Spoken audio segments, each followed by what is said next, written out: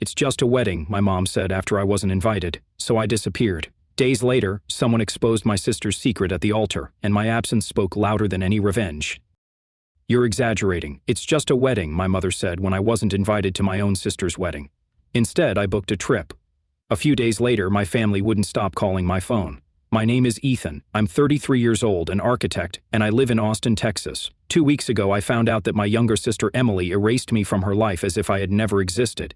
She did it in the most elegant and cruel way possible, a wedding without an invitation. Yes, my sister, my little girl, the one I cared for, defended, protected, the one I sacrificed friendships, relationships, vacations, even dreams for. The same girl who cried on my shoulder when mom yelled at her, who called me at midnight when her first boyfriend dumped her, who lived in my apartment for 2 years while she was studying and couldn't even afford the electricity bill.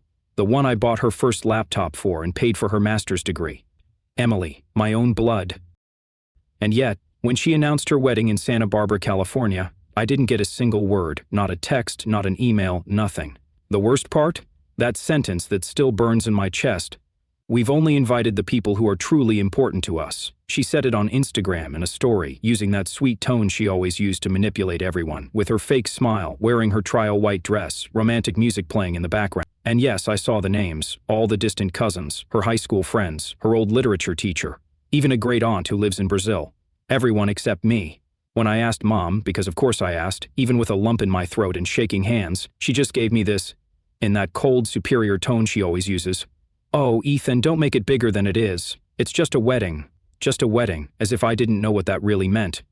As if it didn't hurt that after everything. After years of being her shield, her shoulder to cry on, her personal bank, I wasn't even worthy of being among the important ones. That was the moment. Not when I saw the guest list, not when my aunt wrote me asking why I wasn't going, not when Dad, as always, washed his hands of it. No. It was when my mother, the same one who demanded I sacrifice myself for the good of the family, looked me in the eyes and told me it was just a wedding. That's when something broke, something inside me, something I have no intention of fixing. That night, while the family group chat was blowing up with memes about the wedding prep, I did something I never imagined I would do. I booked a trip to Miami, Florida, first class, Ocean View Resort and Spa, Sea View, just for me. Before closing my suitcase, I posted a story, a glass of champagne, sunset, feet in the pool.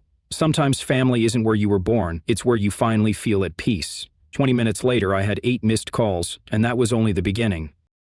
Miami welcomed me with sun and silence. A different kind of silence, not the one that comes with family indifference, not like those dinners where everyone talked over me as if I didn't exist. This was the silence of peace.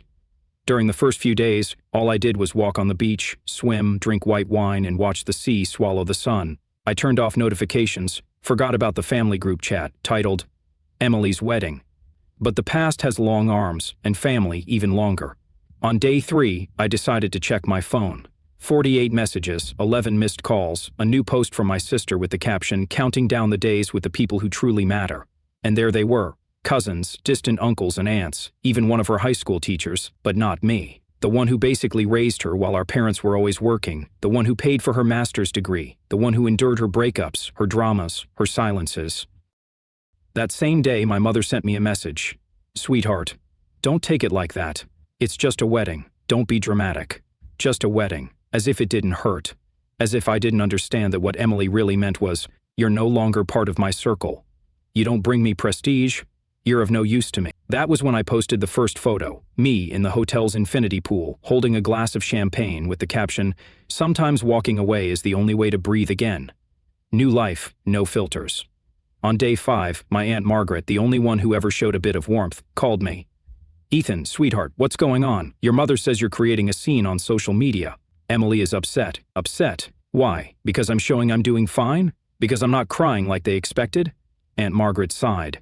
"I'm just saying, try not to add more fuel. Your sister is nervous. It's her big moment." "Yeah," I replied, "her moment to erase the people who no longer serve her." On day 6, my father, that man who always lived in my mother's shadow, called me. His tone was the usual, diplomatic, neutral, cowardly. "Ethan, don't take it personally. These things get complicated. You know how women get with weddings. And why am I the only one who's not there? Why were even the neighbors invited? Because that's what Emily decided. You're an adult, son. Not everything revolves around you, of course. But when something needs to be paid for, when there's a problem, then everything suddenly revolves around me." And then came the final blow, a message from my mother. Ethan, can you co-sign the loan for Emily's new apartment? We're missing your documents for the bank. We already talked about this. They hadn't talked to me. They had already made the decision for me, as always, as if my salary is part of the family budget, as if my bank account were part of a shared inheritance. And there, with the sun setting over Miami and a glass of wine in my hand, I knew.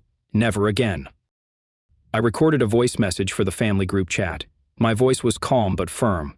I'm not signing anything. I'm not explaining anything. I'm no one's bank nor anyone's emotional lifeline. If this is normal to you, I wish you luck, but I'm done. Silence. Then, little by little, the messages started rolling in. First Emily, then Mom, even Emily's fiancé, all in the same tone. Confusion, surprise, guilt disguised as concern, but I was already gone, further away than ever. And for the first time, I felt close to myself. The wedding day arrived, Saturday. I was in Miami having a peaceful breakfast by the sea, coffee, toast, and zero stress. Meanwhile, back in Santa Barbara, everyone was in full event of the century mode. I won't lie, I was curious. I opened Instagram, the usual, Emily posting 1,000 stories, white dress, bouquet, makeup, walking in with Dad like they were super close, her friends yelling, the most beautiful and the typical background music, probably Ed Sheeran or something like that. All very pretty, very perfect, or so it seemed. Around noon, my phone started vibrating non-stop. First, a message from my cousin Jake. Dude, did you see this? With a link to a Twitter thread. I opened it, a video recorded from one of the back pews in the church. Emily at the altar, holding her fiancé's arm, music playing, people clapping, and suddenly the guy freezes, literally stands still, as if something just snapped in his mind. She whispers something. Just can't hear it. He replies without looking at her, and without another word turns around and walks out, just like that, in front of everyone. A woman screamed, another started crying, the groom's mother stood up like she had just been punched in the chest. Emily stood frozen, eyes wide as saucers. The pastor had no idea what to do. A security guy tried to stop the groom. He shoved him aside and walked right out the main door. The camera wobbled, fell to the floor, people ran after him, voices, shouts, total chaos. I watched the video 3 times. I couldn't believe it. I thought, this has to be a joke, a setup. But no, 3 different accounts posted it, all from different angles. It was confirmed. The wedding crashed and burned right at the altar, with 150 guests watching. And of course, what followed was predictable.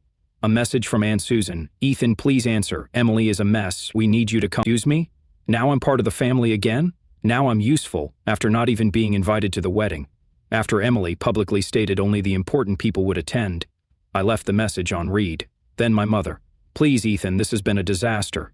You have no idea what has happened. Your sister needs you. I didn't reply either. A little while later, I got a voice message. It was Brandon, my cousin Jessica's husband. Bro, you wouldn't believe the mess. The groom found some messages between Emily and her ex. Total madness. They were recent, like 2 months ago. Someone showed him right before the ceremony.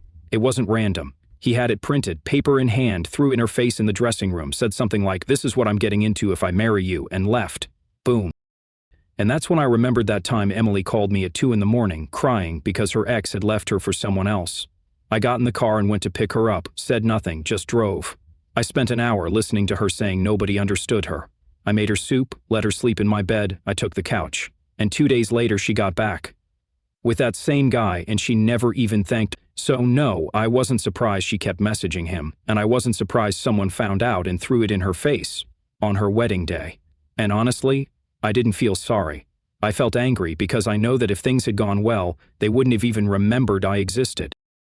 I spent the afternoon at the spa, massage session, sauna, total relaxation. I posted a photo, me in a robe, drink in hand, turquoise ocean in the background. Less drama, more massages. Self-care, not available. Total silence. I turned off my phone, no vibrations, nothing. No more Ethan will fix it, no more being the emotional crutch for a family that only sees me when I'm convenient. And while everything was burning down back in Santa Barbara, I slept like a king for the first time in years.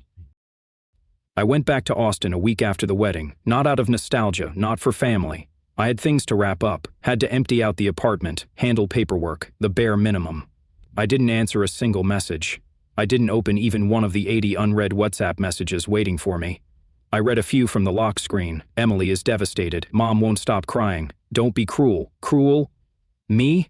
After they erased me from the wedding like I never existed, after years of putting up with everything and swallowing every humiliation in silence, Now I'm the cruel one? Well, yes, if that's what being cruel means, then call me cruel. I went to the law office. I removed my parents as beneficiaries from my accounts. I updated my will and closed that account my mother used for family things that always magically ended up paying for something for Emily. That same day, I got a message from her. "Ethan, the grocery card isn't working. Did something happen with the account?" I replied, "Account closed." Nothing else. I didn't feel like giving explanations. And then came the part that always happens when you start setting boundaries. Someone shows up in person.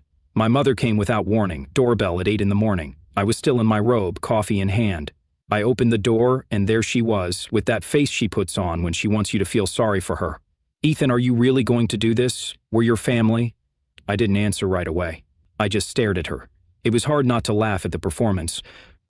Just a few months ago, she made me feel awful for saying I was exhausted from work. One night, I remember, I showed up at my parents' house for dinner. I was worn out. My head literally hurt from stress. I told them I might need to take some time away, that I felt like no one was listening to me. You know what she did? She looked at me, laughed, and said, "Oh, Ethan, don't start with your drama. Always so dramatic." That sentence destroyed me. I kept it inside, like always. I smiled, like always, but that night I knew I could never show my real self in that house. I had to be useful, strong, available. Back at the door. "So now I'm family, after I wasn't important enough to have a chair at the wedding?" She stayed quiet. "Emily is really bad, Ethan. She's in bed. She won't talk to anyone." That's not my problem. It hurt to say it, I won't lie, but it had to be said. "Your father is very worried. And where was he when you all decided I wasn't even worth a seat in the church?" Nothing. Silence. "I'm tired," I told her. "Tired of always being available for you, of paying, of holding everything together, of rescuing everyone. But we're your family. No, you used to be my family. Now you're just people who share my last name, nothing more." I closed the door. Not in a dramatic way, I just closed it. 2 weeks later, I left Austin. I moved to San Diego, got a new apartment. Small but peaceful, remote work, simple routine, no one bothering me. I didn't tell anyone. There was no goodbye dinner, no final conversation. I just left, the same way they left me out of their perfect wedding. And ever since then, I sleep better. My phone no longer wakes me up with, "Ethan, can you do me a favor?" I no longer have to explain how I spent my money.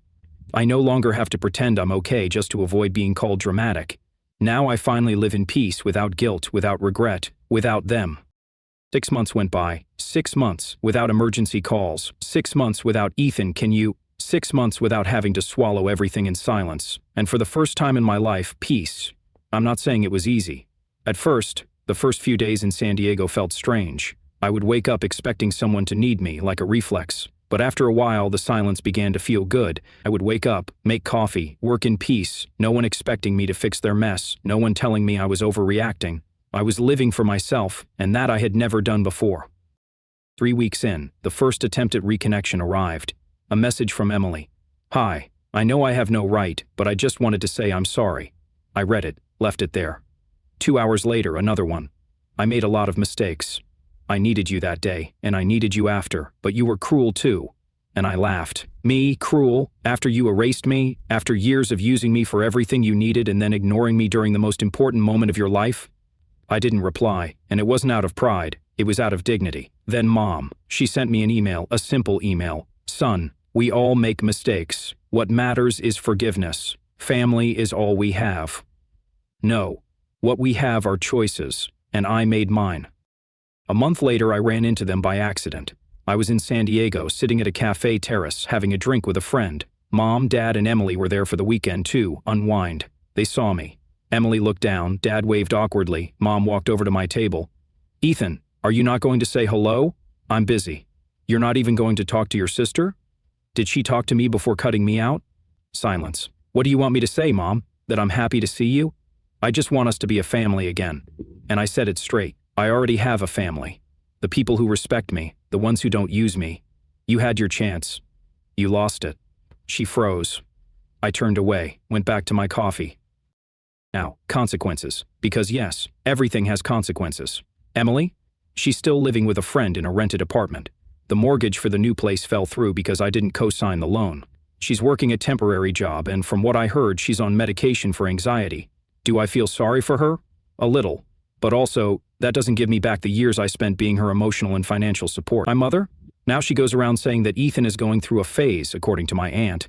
She plays the victim in front of everyone. She sold her car, canceled her gym membership, and no longer goes to her usual beauty studio.